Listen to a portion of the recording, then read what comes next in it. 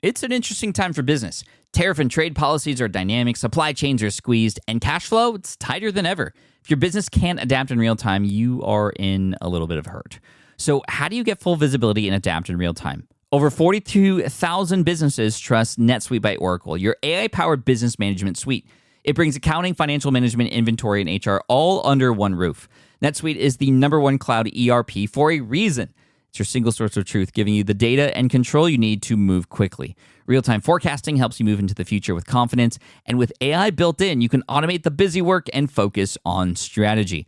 NetSuite helps you see what's stuck, what it's costing you, and how to pivot fast. If I were running a business with a lot of moving parts, I'd use NetSuite for full control over everything. Tame the chaos with NetSuite. If your revenues are at least in the 7 figures, download the free ebook, Navigating Global Trade, 3 Insights for Leaders at netsuite.com/SPI. That's netsuite.com/SPI. The perfect product launch. It's the goal for every brand marketer. High heat, fast sellout, and fans posting recipes like trophies. What do Sydney Sweeney's soap drop, Taylor Swift's tickets, and your next launch have in common? Well, they're not bought, they're bragged about. Fanfare turns your drop into a moment. Fanfare cues real fans, blocks bots, and builds launch experiences worth screenshotting. Want hype without the heartbreak? Get Fanfare's 5-step hype drop playbook with our proven success formula and make your next launch unforgettable at fanfare.io/playbook. Again, fanfare.io/playbook. Hopefully one day I could increase the share of what I work on my own projects versus the full-time job, but I don't really know when to take that step forward. To me, I feel like it's almost like I've reached a point where I have to make a decision. You can't continue. It's not sustainable to always having to, work full-time job and having 3 or 4 different projects at the same time. So I think I'm at that point where I want to make a decision maybe sooner rather than later about whether I want to do this full-time or if I could do this full-time. What might it look like to have both your 9 to 5 and a side gig, right? And what would it look like if those two things were actually related? Well, we're going to talk with our SPI Pro community member, Eric Chou, today. Eric is a networking technical nerd. He has a business and a podcast called Network Automation Nerds. You can also find him on LinkedIn. He has a number of LinkedIn courses with over 10,000 students on some of those courses. And we talk about that business model a little bit and what that might look like. So especially if you are in a more technical field, we talk about what that might look like as a business. And it's interesting because even though he's in a very technical field, even though there's information out there that he is publishing that gives people answers and they can kind of move on, he's building a community. And we talk about how to do that. And again, all of that on top of the 9 to 5 job that he has. And we also go through a little bit of scenario building, right? What might it look like to remove ourselves from one of those and go fully all in on the other? And is that the right thing to do? We talk about all those things and things that are probably on your mind as well today in this session of the SPI podcast, session 799. And I'm excited to dive in with you today with Eric Chou from Network Automation Nerds. Here he is. You're listening to the Smart Passive Income Podcast, a proud member of the Entrepreneur Podcast Network, a show that's all about working hard now so you can sit back and reap the benefits later. And now your host. He eats so much broccoli, it's actually a bit worrisome. Pat Flynn. Eric, welcome to SPI. Thank you so much for taking the time today. It's totally an honor to be here, Pat. I've been following for a long time, and I try to do the part to support the community, but I would never in 100 years imagine I would be one of your guests. So this is a total honor for me. Well, how long have you been listening for? I'm curious. Well, listening on and off, but I've, have your book, Would It Fly? I still have that little airplane and with the instruction you wrote about, will this pan out and your goals? And I take a look at that, every so often to make sure I'm on track. Obviously, it's a system that you're providing, so I tweak the tactical stuff here and there, but I've been following for a long time. That's amazing. On that paper, so for those of you who don't know who are listening, there's an exercise in the book to write down your goals and your vision for the future. It's done in a specific way, but how have your goals changed over time? I'm curious because you've obviously done very well with a lot of the business-related goals and things that you've had. Or what have you added to that since then? What's looking down the road for you from today? Well, I think previously, because at the time I was thinking about achieving some of the life goals, like writing a book or generate a certain amount of passive income so I feel more financially free. So I think the goals have kind of just enhanced on top of each other. So besides writing a book, once you achieve that, I want to create a community. Once I have a community, I want to kind of grow and help people more and kind of just have the community drive which direction I would go.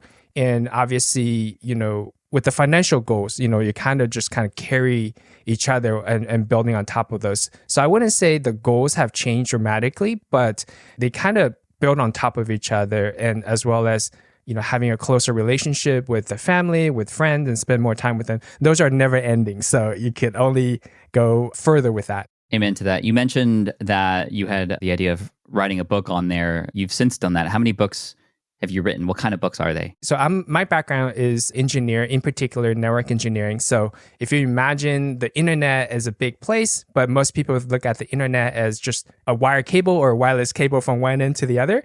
But in actuality, there's a bunch of devices as well as a bunch of parties, starting with maybe your home broadband connector and to your ISPs and bigger ISP connecting together, underground cable, that sort of stuff. So a network engineer kind of manage those devices, connecting devices together. And that's what I do. And so that's my background as network engineer. So for me, the books I write are particularly kind of surrounding those. And in particular, is using the programming language called Python to manage those devices. So far, I've published 4 editions of the same book, which is, the one that sells the best is called Mastering Python Networking, but also the derivative of that, such as this technology called Kafka, which probably most of your listeners will know about it. But I have no idea what that is, but it sounds very technical. It is somewhat kind of a day 2 operation, so that's a book on that. By daytime, I'm also a security researcher, so I've written a book with O'Reilly on distributed denial of service, so on and so forth. I also count it as a translation project, if you will. So I translated the 3rd edition of Mastering Python Networking in traditional Chinese. So for me, almost as big of a lift, as much of a work in writing a book and translating that book, since I only graduated from elementary school in Taiwan before I came to the United States. So that's almost a kind of just a big lift for me, at least. Yeah. Well, that's incredible. I love to see when a person in our audience sets out a goal for themselves and then achieves it. And you've done that with the book, and you continue to generate passive income from the work that you do. You're building this community now, which is amazing. What was your first step getting online and taking this technical knowledge that you have and putting it out there and kind of attempting to go down this road of generating passive income with what you do? What was the first step for you, and when was this? The first step, it's kind of fuzzy at this point, but I would say what stood out in my memory, the first step was to writing blogs. And this was, I want to say, about the 2010, 2011 timeframe. And what I wanted to do was just to share my knowledge. I know I made my fair amount of mistakes, and I wanted to help people not to make those mistakes again. So I started to write about the projects I'm doing, the mistakes I've done, and trying to help others in sharing that knowledge. And I think I continued to do the blog for about 4 years, I would say. And during that time, for people in my space, there's this transition called software-defined networking, and that's where people starts to, instead of buying big box brand name switching routers, they actually go out and have open source project. It started out with the Stanford University. So essentially, that was the subject that was brand new, and at the time, I was able to leverage that movement, and one of my blog posts really took off and ranked really high on Google search, and just organic search wise. And a publisher came out and looked at that blog post and asked me if I wanted to kind of expand on that and write a book about it. And that's kind of just go from there. So it really started out with just writing blog posts and sharing my knowledge. Wow. With something so technical like what it is that you do, what were those blog posts like? Was it a lot of charts or more stories? Kind of what does a technical person in the audience do to share that knowledge out there in the best way? What does that look like? Very, very technical. So no nonsense, no story. There's no character arc. It was basically, here's how you do this thing. And it could be anywhere between 500 to 1,500 words. What I find is, anything longer than 1,500 words, people kind of lost interest. Only the most dedicated will stick around. So depending on your goal, you may or may not want that, right? Like maybe you want to just be self-selected directed on the reader and write, like a super long blog post, if you will. But what I find was if you could break those down into the most precise bits, that actually helps your ranking as well. It's just, this is how you do it. And, 1, 2, 3, 4, 5. Well, I'm going to tell you this. Here's how you do it, 1, 2, 3. And I'm going to conclude by summarize all of that. And bam, that's it. So here's the big question. With something so technical and seemingly informational in terms of, okay, a person searching for something, they end up on your blog to learn how to do it. How do you then build community from that? Because it's very seemingly transactional in terms of the information you share, and then they just kind of take it and go. What kinds of things did you do to start cultivating a community within this world that you're in? Well, a lot of advice is from you and the SPI community. So I started out with a newsletter. And so I kind of capture that attention and, trying to ask people, if you want to hear more from me, here's where you could sign up for a newsletter. And I mean, there are various platforms from it, but when I first started out, I had no idea. So I kind of read what you advocate. And that's where I found the ConvertKit. So ConvertKit is to this day still what I use. And then when I try to start a community or trying to have more channels for communications, because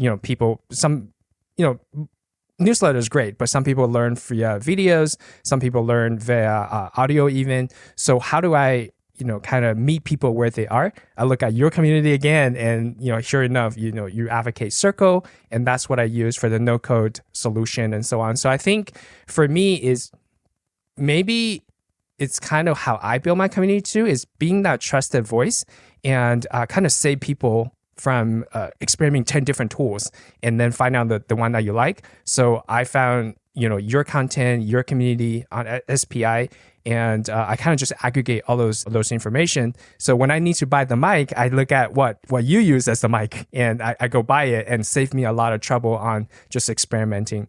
So I think that's how, I don't know if that answers your question on how I look at this path.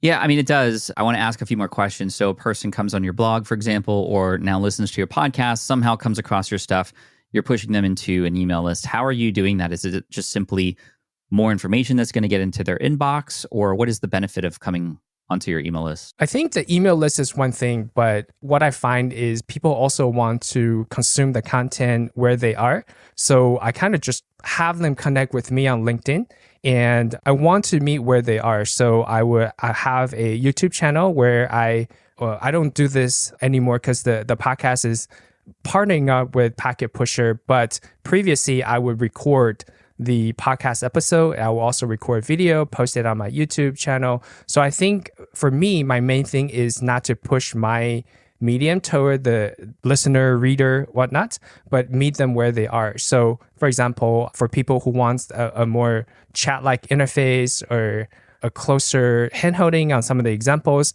at the end of each chapter of the book, starting from the 4th edition, I would include a QR code for the Circle community so they could come in. So right now, I kind of don't do email lists anymore, but rather to aggregate everybody into the Circle community, because they have chat, they have events, they have, even just a blog post, like text kind of a consumption. So I think that to me is a good aggregation point. And obviously, if you do videos, I don't even post on YouTube that much, but rather just to use Loom to record the video and post into the community. So right now, the community is sort of where I aggregate everything, and podcast being another way for people to consume, where it just gets pushed down to them and delivered to them, as opposed to they having to log on. If they're in the car, there's no way they could log onto the browser. I like that. So most things are getting pushed to the Circle community.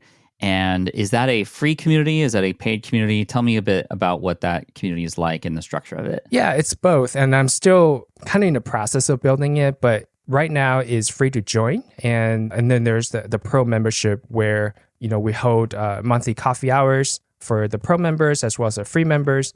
And for the pro member, I share more of a hand-holding contents and more technical bits, and obviously a little bit more attention if they run into problems. Not to say I will ignore the free members, but I just want to differentiate the two as well. Nice.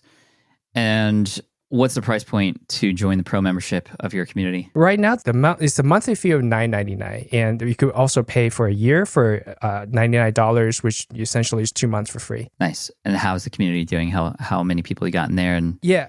how are you keeping it active? Yeah, it's a struggle because I do have a full-time job and also, like you said, doing the podcast. So those two are the focus right now. So right now the community is a couple hundred for, I want to say 500, close to 600 for the community. And a certain amount of them are pro memberships. Yeah, I mean, that's a good amount of people for especially a niche like this. I mean, the level of authority that you might have and the ability to recommend things and to, honestly share information and help a lot of people at the same time is wonderful. When it comes to the events that happen inside of your community, what kinds of, what's the rhythm of that? How often are people getting something to be a part of? And what are the kinds of things you're doing to encourage your members to take action on those things? Right now, the cadence is regularly 1 month. Every month we have a coffee hour, and that's for everybody to join. And the other ones are for pro members. I kind of advertise my podcast. I kind of advertise my books whenever there's a special event, especially if there's a collaboration between, say, me and some other author on the podcast. Those are the ones that I push out a little bit more.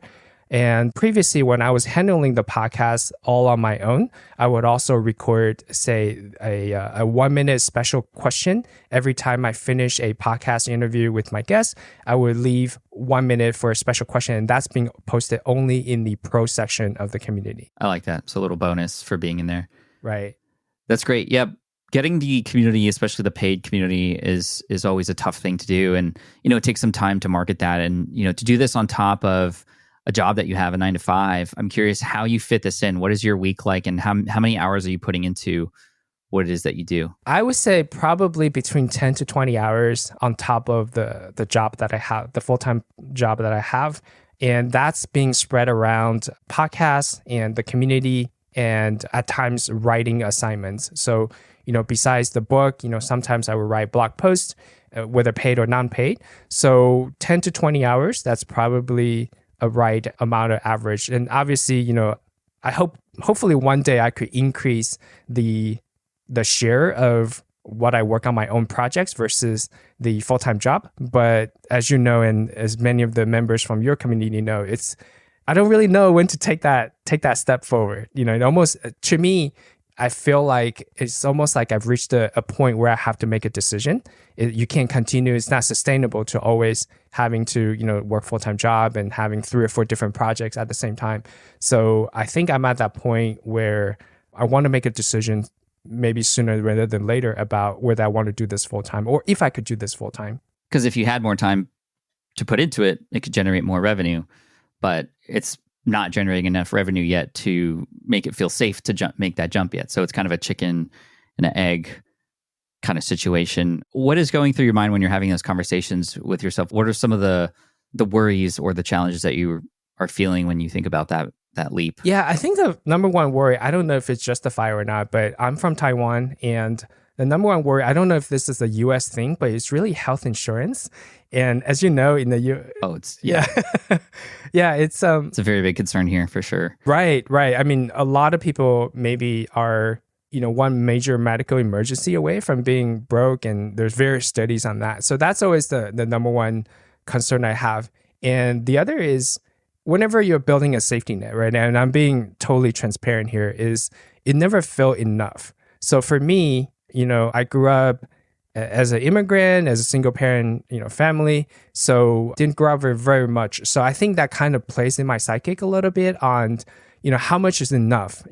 When you have a number, you hit that number, and then that number become a bigger number, and that number become a bigger number. So now it's I want to say almost in the millions, where, with the inflation and with all that's going on, it's almost like, when is that safety net big enough for me to just go and take that plunge? So is it the monthly recurring revenue that I need to generate, or so on? So I think, I don't know if it's just me or if it's other people who have the same kind of concerns and worry, but those are my biggest criteria when it comes to mine. Yeah, I mean, you're definitely not alone. I think there's a lot of people listening who can completely feel you on that, from the healthcare thing to the safety net and just not feeling quite sure. The one thing I've learned And it's obviously different for every person. And it's a decision that you have to make with the people around you in your life and what's important. But what I've learned in my experience is that there's never a time where it feels right, right? Where it feels like, okay, I got all the things figured out so that when I make this decision, I know it's good. Very rarely do I see people who jump into it have that kind of comfort. In fact, it often comes with a lot of discomfort, but that discomfort can really add that pressure that's required for a person to take the risks that they wouldn't normally take, right? Or to reach out to the people that they wouldn't normally reach out to and make that leap. So, the community is here for you no matter whether you want to move into that or not. But I definitely think that, we could always feel like we need more before making a decision. But at the same time, we don't also want to make a decision that might hurt us or our family, right? So it's a tough one. It's a tough one for sure. And that's something that I've worked through with a number of my students, and it takes several calls to kind of coach them through that decision-making process. But, in terms of the amount of money you're generating through your online businesses on the side, how well is that doing for you, and how kind of far do you feel you are away from, at least for that particular component, being close to a point where it might feel like a better decision in terms of how much revenue you're making? Are you kind of close to where you're at in terms of your current 9 to 5, or I'm just curious to know where you're at with that segment of it. Yeah, I think maybe it's a blessing and a curse where, I've always been in high tech and engineering, and, I ex-Amazonian, ex-Microsofty at the senior and the principal level engineering. So it's never, I don't know if I continue to do the passive income thing on the side, it could ever reach even 50% of the total compensation package that I would receive from the 9 to 5. I think that's part of the challenge, is just that if you look at a steady income that is, for better or for worse, for pretty much on the high end of a salary range, and that's not even counting the stock options and bonuses, then knowing that you would never reach that level. So what is that percentage? Is it 50%? Is it 30% that you make a okay living for the family as well? So for me, it's not that close on the salary. But for me, I think it's also about chasing that goal. So even when I was at Microsoft, when I was, toward the end of my time at Microsoft, I was miserable, and I did the Elon Musk challenge, I would call it, because I was reading, Elon Musk's story, and he was talking about when he was in Canada, he actually thought about starting his own business. So he tried to see how much he could survive on a month. So I went out and tried to do I forgot what it was, but like $100 for just survive being lunch. So I think by that standard, like, I guess like ramen break even, or like some people will frame it, that I could do that and on the family level. So I think I'm there for ramen break even, or whatever term that is, but not at the level where my current 9 to 5 job is. With running your own business, legal questions always come with the territory. Like, can I use this contract or agreement? What do I do if a client doesn't pay? Am I even structured the right way for taxes? Instead of Googling your way through legal landmines, imagine having a law firm ready to address your business's legal needs without the sticker shock. That's what you get with Legal Shield's small business plans.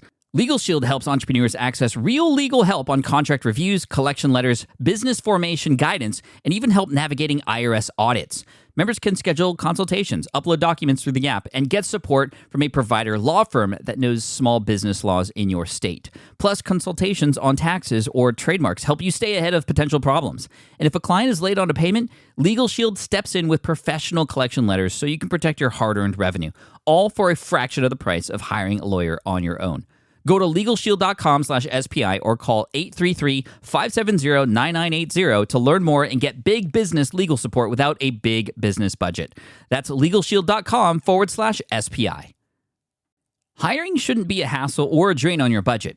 Upwork is your one-stop shop to find, hire, and pay top freelance talent, saving you time and keeping costs in check, all in one place. Companies at every stage turn to Upwork to get things done and find more flexibility in the way that they staff key projects and initiatives by assessing a global marketplace filled with top talent in IT, web development, AI, design, administration support, marketing, and more. And I've personally used them myself and can vouch for them. Posting a job on Upwork is easy. With no cost to join, you can register, browse freelancer profiles, get help drafting a job post, or even book a consultation. From there, you connect with freelancers that get you and can easily hire them to take your business to the next level. Upwork makes the entire process easier, simpler, and more affordable with industry-low fees. Post a job today and hire tomorrow with Upwork. Visit Upwork.com right now and post your job for free. That is Upwork.com to post your job for free and connect with top talent ready to help your business grow. That's UPWORK.com, Upwork.com. Go there now.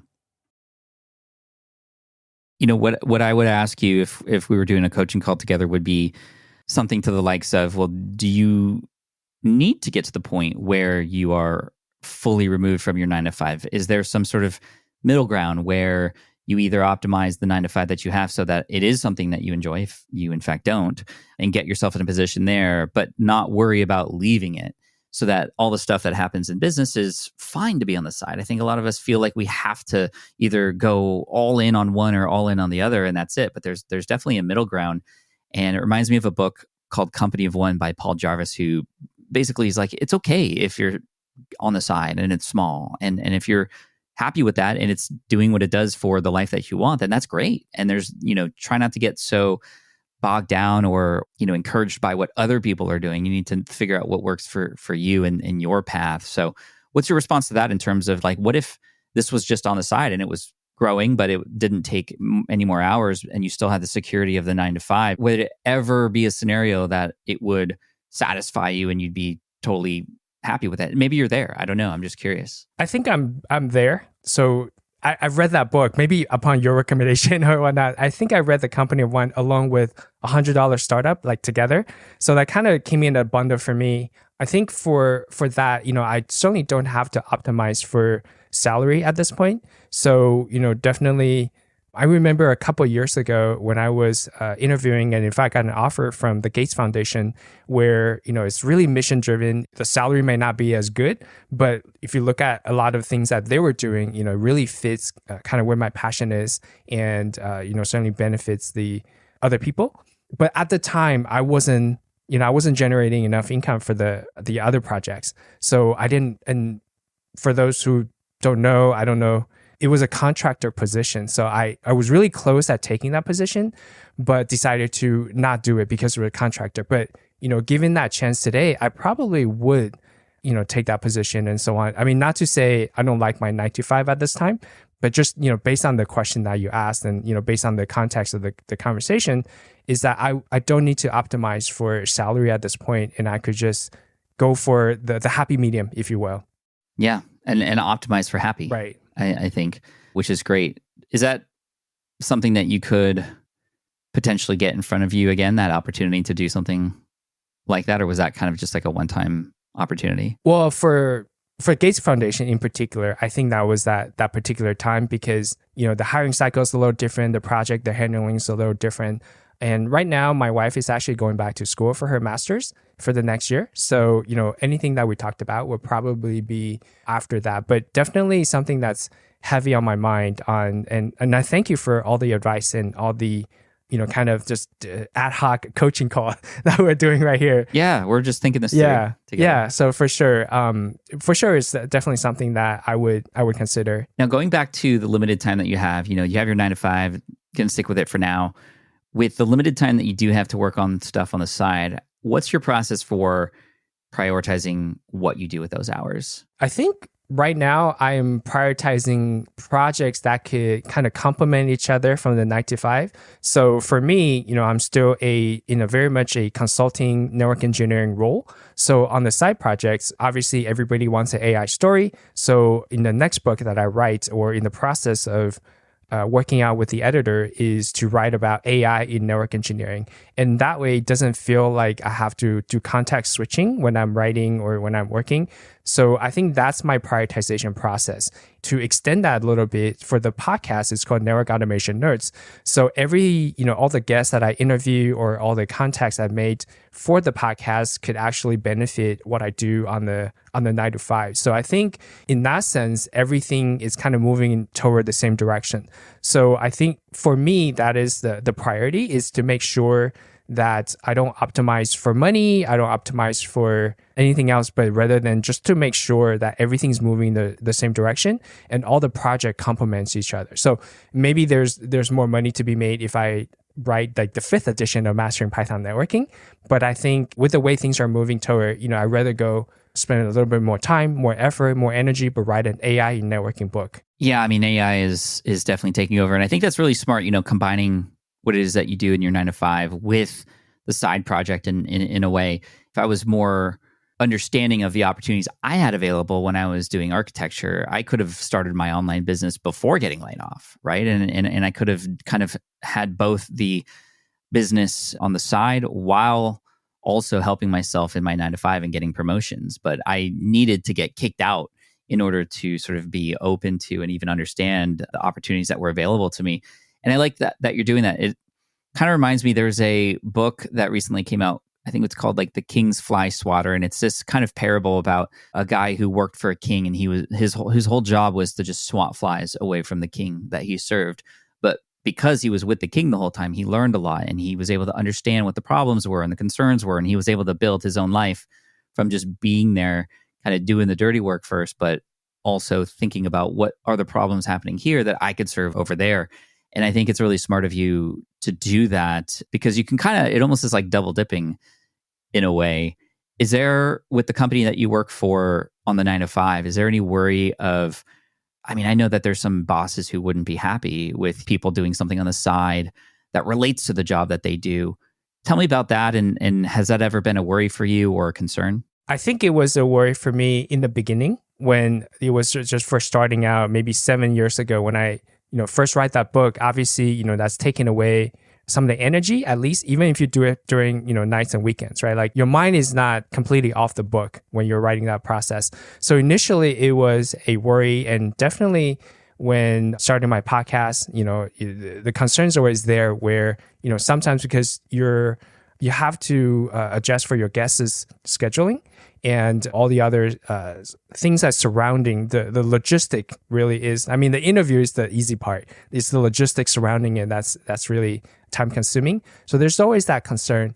I would say that plays into effect when when I was doing the job search, is to make sure they could coexist. And luckily, this current job that I have is not much of a concern, because first of all, I don't think you could do this in a more, I guess, a Fortune 500 or Fortune 10 companies where the process has to be strictly enforced, or the NDA is more strict, or non-competes and so on. But luckily, I work with a startup, and I knew the founders, and I kind of work with many of the engineers in that organization. So coming in, they knew of me as the person with the podcast, the author, and so on. So those were kind of prior arts that they take in as a package. But I would say, because we're doing this as an episode, and I don't know who the people are listening to, but I would definitely want to share that concern, as in the beginning, it was definitely a concern and just something you have to, I had to make a choice on, and to go for the project, even at the risk of somebody else might not be, like you said, the boss might not be happy about it. Right. I mean, there's many different ways that scenario could play out. I mean, I know a number of people who still create online despite their bosses or their work not being happy about that, and they do it more anonymously or on the side. I think there was a woman, she went by the name of Silicon Valley Girl way back in the day, because she didn't want to be recognized, or it wasn't safe, in fact, for her to talk about these things that were happening in Silicon Valley, especially as a woman. So she wanted to remain anonymous, yet still was able to build an incredible blog and incredible following.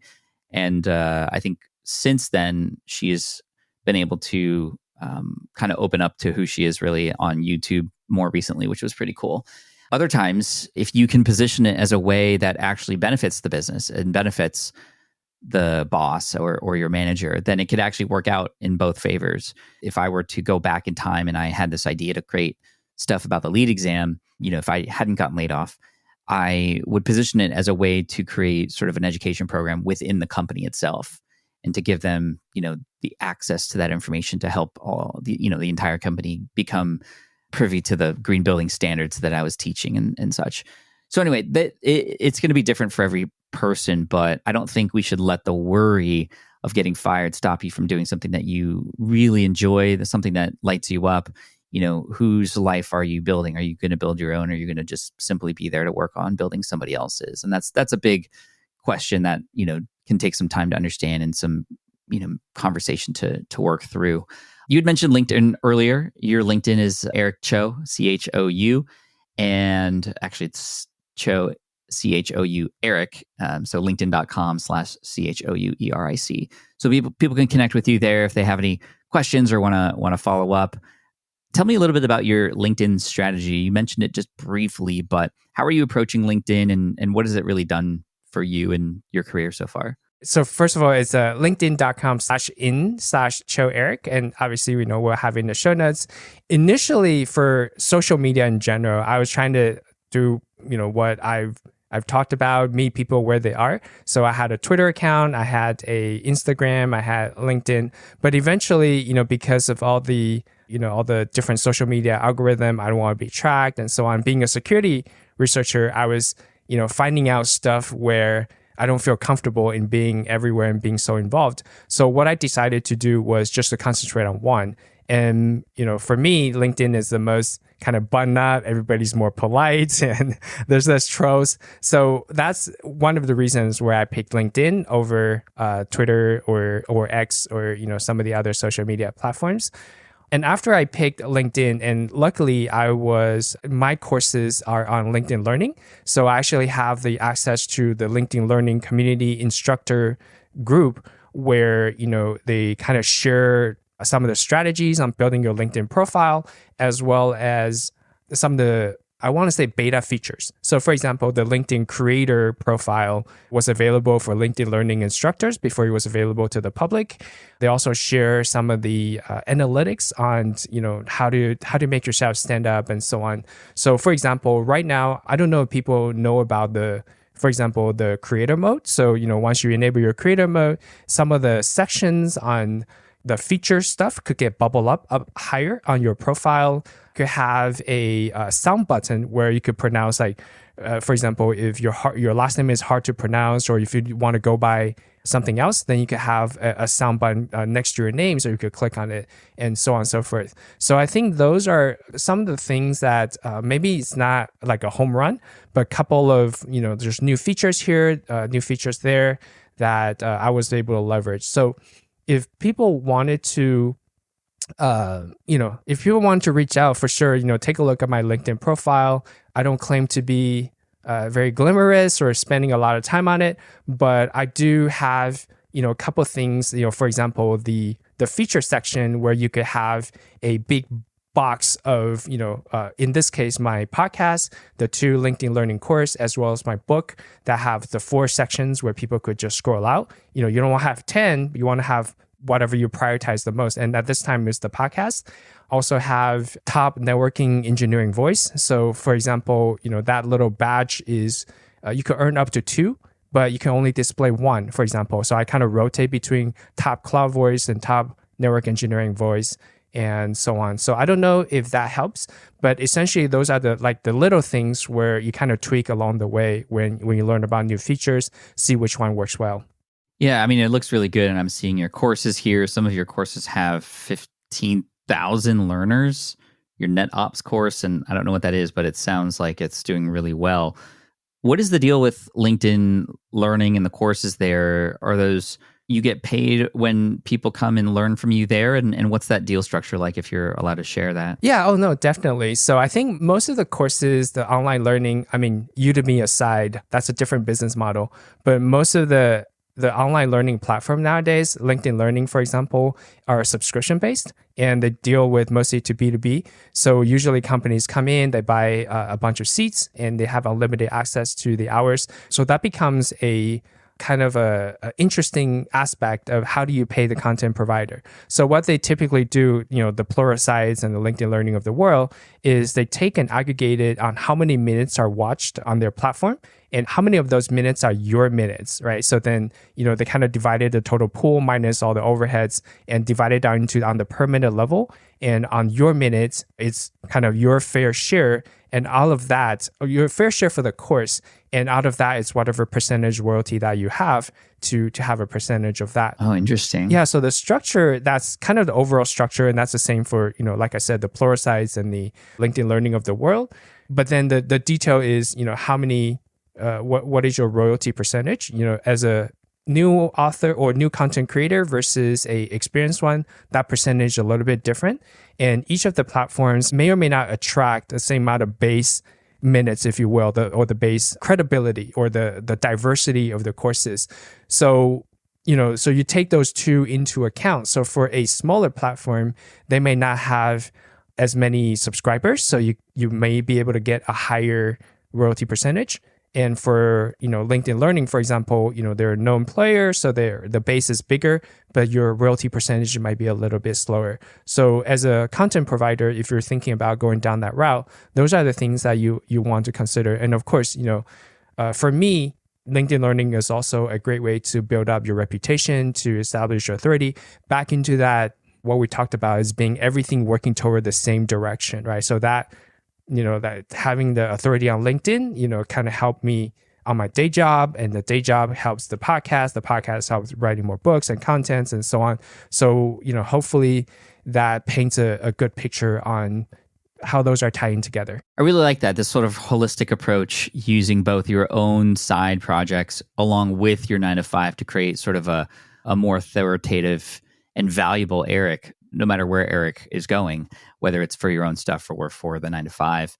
And so I see top network engineering voice here. You said top cloud voice as well. So we're getting some authority on LinkedIn, which obviously helps people feel more confident in the courses that they have. Can anybody create a course on LinkedIn Learning? How does one begin that? I think what they do, as most learning and publishers, they actually have a forum to suggest new ideas, to promote your own idea, and somebody will evaluate that. But for me, even before LinkedIn Learning, I started out with smaller platforms on this platform called Internet Network Expert, doing courses there. And, through Pack Publishing, I have some video courses there as well.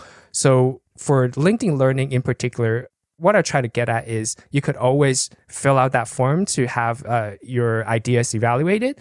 But for me in particular, since I was already in the industry, the editor, which was the editor whom I worked with at O'Reilly Publishing, moved to LinkedIn Learning, and she reached out because that was the area that she was responsible for. And one thing led to another. That's how I got started at LinkedIn Learning. But there's always ways to do that for traditional publishers. And I've gotten book deals where I didn't follow through, but I've got really close to just by filling out a form online and pointing them and have them have your idea being considered. Nice, Eric. That's great. And then final question here is, when you have a LinkedIn Learning course, how much work are you doing to bring those learners in? I see one with 15,000, another with 10,000. I mean, those are actual people going through the course, which obviously adds to the watch time and your overall payments. Are they doing that in terms of pushing out new learners, and how much of that are they doing for you, or is that all you kind of working to get those learners in there? How does that work? Yeah, because I've worked with different publishers and platforms, and both in book format as well as online classes, I know it's a combination of both, and it really depends on the platform. LinkedIn Learning in particular, you're not going to beat the algorithm or the amount of reach that they could do for you. Most of that is through their algorithm, but of course, at the same time, you want to, as you could see from my LinkedIn banner, right? Like I have that LinkedIn Learning on the top, and I also have those courses on the feature section. So it's a little bit of both. You do what you can. But what I found out is for a platform like LinkedIn and /LinkedIn Learning, if they're promoting your course, and there are other ways to it. If they promote your course, you're not going to beat the algorithm. And I also want to mention that it always comes and goes because it's whatever the initiative is. So right now, they're actually pushing through an initiative of having a network engineering certification bundle. So if your course is actually included in that bundle, and then they promote that bundle, that actually propels it to the front. But at the same time, it's not like you own your own platform where you do, and you drive a lot of initiatives. So that's a kind of a give and take. There's always that platform risk, but in this particular case, is they do most of the work. Nice. It's really great to hear. Man, congratulations, Eric. This is wonderful. And I know even though this is on the side, it seems to be going extremely well for you. And as you optimize your career and your life, you've got a lot of options moving forward. So I'm excited to see where things go from here. But for now, just again, thank you so much for coming on and sharing kind of the insights of what this very technical space looks like and how you're monetizing it and what you're doing with it.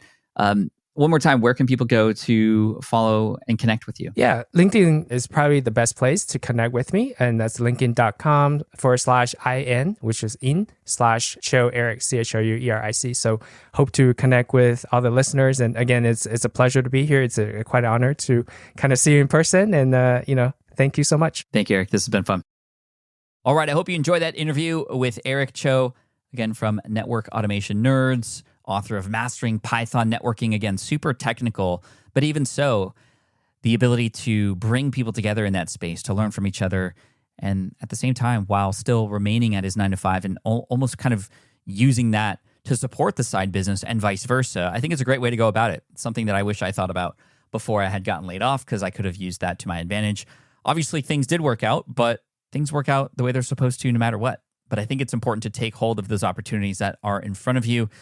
And speaking of opportunity, if you happen to be curious about SPI Pro and want to join the community that Eric and so many other entrepreneurs are a part of, you can get access to experts in residence there, myself, and events, and of course, support masterminds, conversations that are happening for your growing business. Head on over to smartpassiveincome.com/community, and you'll see that as well as our all access pass there for you.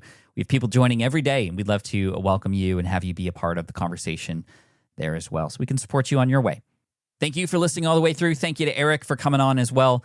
And again, you can find him on LinkedIn, linkedin.com/IN/CHOUERIC. Go ahead and say hi, and you can check out his profile, all the courses that he has there. And although they might not be relevant to you, it's definitely relevant that he's an action taker, and we're all just trying to figure this out together. And that's why we're here. Thanks so much. I appreciate you. Looking forward to seeing you in the next one. Cheers.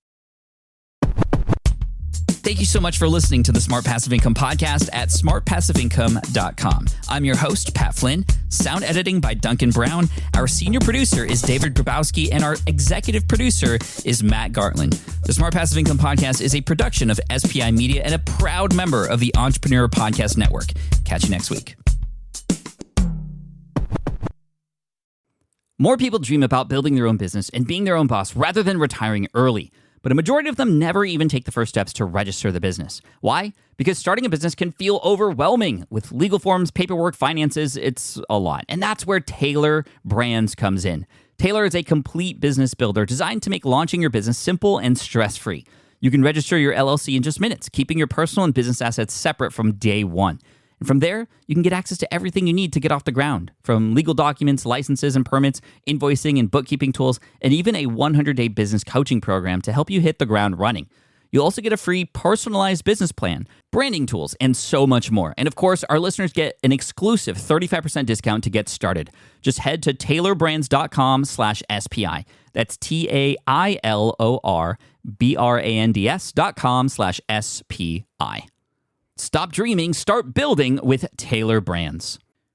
Look, I get it. You want to grow your business, but trying to sell to hundreds or even thousands of people gets very exhausting very fast. But what if you could sell at scale with a simple, powerful quiz? ScoreApp helps you sell to more people without adding more to your plate. You build a quiz or assessment that your audience actually wants to take. Then they answer a few quick questions and get a personalized result right away. It shows them where they're at and what they need to do next and how you can help. And you build huge amounts of trust before you make even a single offer. No hard sell, no chasing leads, just value at scale. Get 50% off the first 3 months using the discount code SPI. All you have to do is just head to scoreapp.com/SPI. Again, that's scoreapp.com/SPI.